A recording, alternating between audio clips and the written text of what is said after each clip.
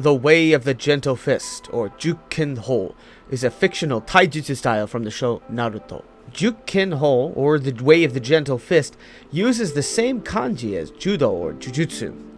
Juken, combined with the Kekkei Genkai, or bloodline limit Byakugan, creates one of the most formidable taijutsu styles in Konohagakure, and only the Hyuga clan can use it. One of the best practitioners of the Gentle Fist way is Neji Hyuga. In today's video, we're going to look at the Gentle Fist, the Byakugan, and Neji as a character and martial artist. Plus, see if the Gentle Fist can be used in combat sports or self-defense.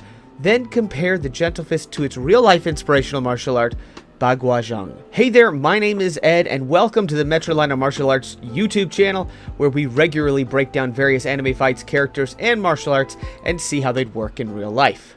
If you're a weeb like me and like martial arts, be sure to subscribe so you don't miss any videos that I put out about the topics. But enough of that, let's get started. Alright, let's do a little bit of a breakdown on Neji the character. Neji Hyuga is a ninja of the Konohagakure, or Village of the Hidden Leaf. He is a member of the prestigious Hyuga clan, but as fate would have it, he'd be born to the subservient branch of the clan and would have a curse mark casted upon his forehead. The purpose of the mark is that it allows the head branch to activate it, to make Neji or whomever has the mark feel extreme pain and obey the head branch's wishes. It also protects against any insurrections that the sub-clan may try against the main branch. But it also seals their Kekkei Genkai at the time of death, so it can't be extracted or used when resurrected with Edo Tensei. Neji always hated the curse mark, and because of the emotional scarring of his childhood, he developed this ideology that one's merit is irrelevant, and only one's birth determines one's abilities in place, essentially destiny. Because of this mindset, he develops a sort of loathing for almost every other character his age, from Rock Lee to Sasuke, Naruto, but especially his cousin Hinata. His particular hate for Hinata was stemmed from her lack of perceived abilities, and of course, she was part of the head clan. This disdain and constant condescension causes him to underestimate Naruto at the Chunin exams, eventually leading to his defeat and turnaround as a character. Why fight a hopeless battle trying to defy your destiny? 'Cause people called me a failure. I'll prove them wrong. This is where I gained a tremendous amount of respect for his character. Beforehand I was like, ugh, this guy needs a beating. Then he got it, and boy did he actually turn around a new hidden leaf. Ugh. Enough about Neji himself, let's go deeper into the Gentle Fist. Gentle Fist is the taijutsu of the Hyuga clan, sometimes referred to as Juken Ho, but I think it's supposed to be Juken Po, like in Kenpo, but Naruto takes certain liberties with the Japanese language, like when they say their way of the ninja is Nindo and not Ninpo, like how actual ninjutsu practitioners refer to it, but I digress. It incorporates a lot of palm strikes and finger jabs to various parts of the body, so it's essentially armchair violence's favorite form of martial art. But what makes it different is the Hyuga's Kekkei Genkai, the Byakugan, which allows the wielder to see one's chakra flow. The Hyuga then creates small spears with their chakra that pierces the opponent's chakra flow, damaging the internal organs and cutting off the ninja's genjutsu, ninjutsu, and taijutsu skills. This is very similar to pressure points. No, not those kind of pressure points. Well, maybe. More like intersections of chakra flow. Like stopping blood flow is another way of viewing it. More on pressure points later. Anywho, that makes it the most powerful form of taijutsu in the Konohagakure. Generally, main branch wielders are better practitioners of the art, but it's not always the case. Hinata was considered far more inferior than her younger sister Hanabi and Neji. Neji is even acknowledged by the main branch as one of the strongest in Gentle Fist, and he comes to accept those around him and eventually his cousin Hinata. But since Neji is basically the best Juken practitioner, let's take a look at Neji's Gentle Fist techniques. There are several key techniques that Neji uses, all based on the so-called 8 trigrams, which you see a visual representation of when Neji or other Juken users use any of the 8 trigram techniques in the form of like an octagon on the ground. In offense, they use their Byakugan to see their opponent's chakra flow, then they create spears of chakra in their hands to target the vitals, shutting down organs and chakra flow. Defensively, they can use the chakra and create a sort of wall, or even in some cases, a small chakra projectile. Let's look at Neji's specific moves, break them down. Side note, we will be dealing with manga-only techniques and not some of the game or anime-only stuff. First technique up is the 8 trigrams palm rotation, or the Hakkesho Kaiten. It's a technique that allows Neji to defend his opponent's attacks with a spinning motion. Tenten refer to it as absolute defense. He uses his chakra from his palms to create kind of like an absolute wall, an impenetrable wall. This technique was first demonstrated in episode 61 of the original anime and volume 12, chapter 101 of the manga. Next up is the most famous. It's the 8 trigram 64 palms, or the Hakke Rokujuyon, a technique that allows Neji to strike up to 64 chakra points on an opponent's body in rapid succession, inflicting significant damage, disrupting their chakra flow and causing paralysis or internal injuries. This technique again was demonstrated in episode 61 of the show and volume 12, chapter 101 of the manga, right during the middle of the Chunin exams. The way it's broken up is it's 6 sets of strikes. First is the 2 consecutive strikes, then 2 more consecutive strikes totaling 4, then 4 consecutive strikes totaling 8, then 8 consecutive strikes totaling 16, then 16 consecutive strikes totaling 32, and then 32 consecutive strikes totaling 64.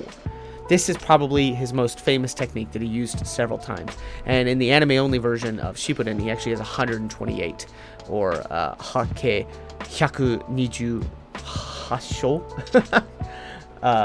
But yeah. Next up is 8 trigrams vacuum palm, or Hakke Kusho. Can only yell these.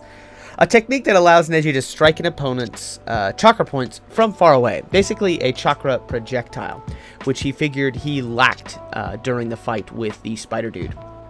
Now let's head over to my boy Justin here. He's an actual Baguazhang practitioner, and he's going to break down some of the movements, similarities to the actual art Baguazhang from Gentle Fist, some of the other nuances that I don't know as a non-Baguazhang practitioner, and take it away.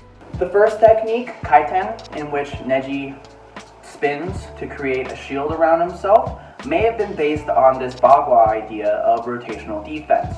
It's essentially the idea of rotating or turning to create your own defense.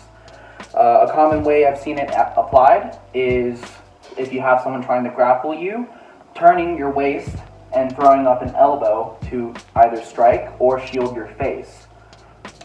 This is especially useful when you have multiple opponents, maybe multiple people trying to mob you, grab you, strike you, and you need to protect your face while also lashing out and creating an escape for yourself.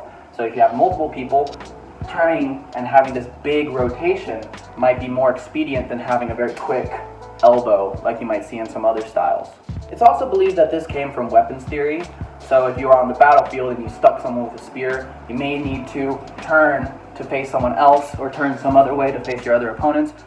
And it made its way from there into wrestling theory, in which turning and the strong emphasis on rotating to protect yourself is pretty important for neutralizing someone's grappling attempts, as well as setting up your own. 64 palms is a pretty interesting one. It could have been based on a great number of things. I've chosen to hone in on a few concepts and postures that may have inspired it. First, the attack you see Neji open it with is these two slaps to the torso here, and the way he does it resembles a posture we have in Bagua where we have both palms like this. This posture is very important in Bagua, and it can be used for a great number of things.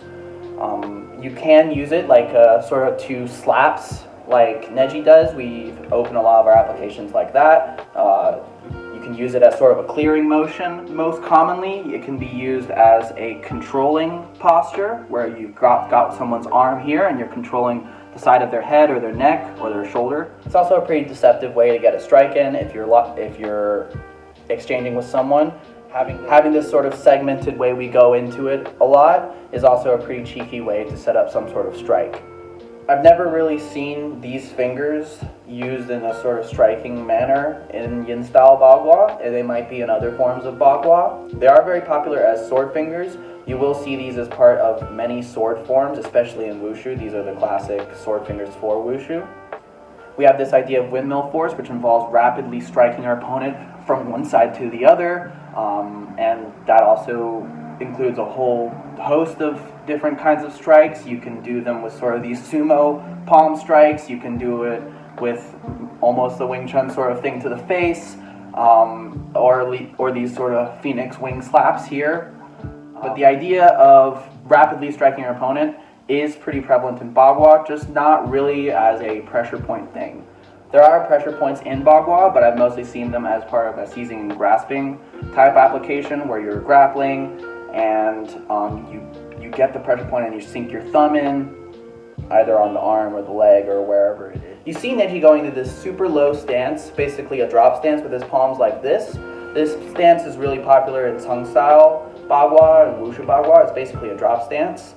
I believe our equivalent in yin style bagua is something a little bit more like this. And both are believed to have originated from polearm fighting. So you would have some sort of spear or large polearm in your arms like this, and this would just be a way to maneuver or guard with it. And same here, you would just. But today we use it as a strength and conditioning posture. It really works the shoulders, especially when you're walking the circle with it. And of course, it still has a lot of applications, especially in wrestling and grappling, especially with this idea of one hand going low and one going high to set something up. And lastly, the vacuum palm. We can't really do chi blasts in bagua, but the way that they hold their palms when they do the air palm or vacuum palm is pretty interesting. It bears a lot of resemblance to the bagua ox tongue palm or niu shajiang, which is also pretty similar to the Shaolin willow leaf palm, for those of you that are familiar with that. And the way I was taught to use this palm shape, it's a very characteristic palm shape in bagua. You see us holding this most of the time. But the main application for it is as some sort of controlling hand shape. You might stick it under someone's chin and use it to control them. It's a pretty good hand shape for that. You might use it to grab someone's trachea. You might use it to stick your thumb in someone's eye. In general, it's just a very good hand shape for control because it allows you to strike and then sink your thumb in. Sometimes you might see them holding this posture with their palm.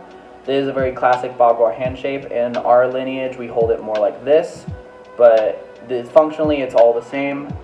It's also a very good posture for control. You use this to strike the face. You might also use it to grab the throat, and it functions very similarly to like a tiger claw, like you might see in Shaolin or Hung Gar. Thanks so much for that, Justin. I really appreciate the deep dive in Bagua Zhang and his comparisons to the Gentle Fist. Make sure to give him a like and a follow on all his socials. All that stuff will be in the description. In closing, I love the Gentle Fist. I love Juken Ho and how Kishimoto combined the fictional Naruto ninjutsu with this kind of taijutsu skill to create this really kind of OP taijutsu style, So I think it's just a cool little art. I think it's such an interesting representation of how dangerous and powerful the taijutsu could be in the Naruto universe. But that being said, I kind of want to close with a quote, and this is kind of summarizing like Neji's newfound outlook on life, and it's from Pokemon the first movie and Mewtwo, and I'll close with that. I see now that the circumstances of one's birth are irrelevant. It is what you do with the gift of life that determines who you are.